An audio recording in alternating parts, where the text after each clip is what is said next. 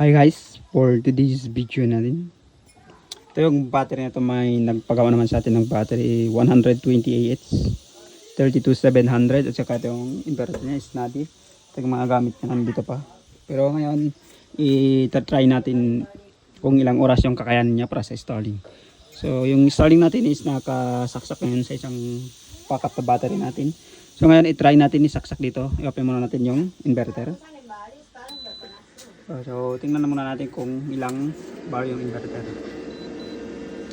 So ito na boss yung order mo. So kung nakita mong video na to, check natin ngayon yung battery mo. I-testing natin kung ilang oras yung kakayanan niya para sa installing. So check muna natin yung kung ilang bar. So kung makita boss is sinacharge ko yung kanina 13.3. So ibig sabihin full charge yan. So ngayon, ililipat natin yung installing natin. Ito. So ngayon, itatanggalin muna natin direct. So may nag-PM naman sa akin ilang oras daw yung kakayanin ng ganitong kalaking battery. So ngayon, i-try natin kung ilang oras para ma-actual talaga. So saksak natin guys, i-direct lang natin. Tignan natin kung may load na ba. Wala pa. Hindi pa naka-open. Open na yan. Ito yung wire nya. Kita nyo. Pumunta dito. So, try natin kung ilang oras yung kakayanin niya. Yung battery 120 AH 32700. So yung may-ari ng battery na to is si Moods. So kung nakita mong video na to, ito na yung order mo boss.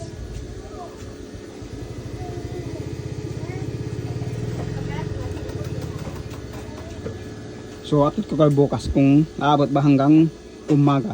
So start tayo is 6:08 PM ng hapon. So update ng bukas guys. Bye bye. Check natin yung battery ngayon guys. Ito.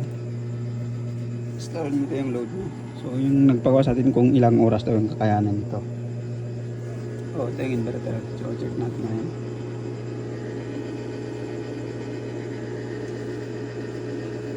Kung ilang volt pa. So kung makita nyo is 13.0. So yung nag-start tayo is 13.3 tayo nag-start. So time check tayo ngayon mga boss kung anong oras na. So kung makita nyo is 11:50. So i-check natin yung inverter natin. Ito siya boss. Ito siya. So check natin kung ilang kung ilang volt pa.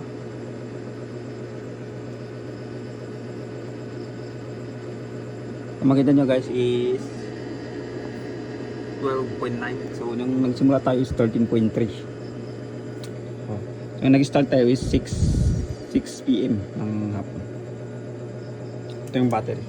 So yung load niya is Starlink.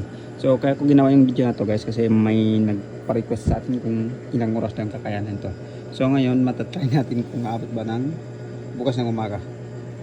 So update ko kayo bukas kung kaya ba niya hanggang umaga or namatay na yan. So bye bye, good night. So umaga na ngayon guys. Ito na yung update sa video natin. Check natin yung time. 6:10.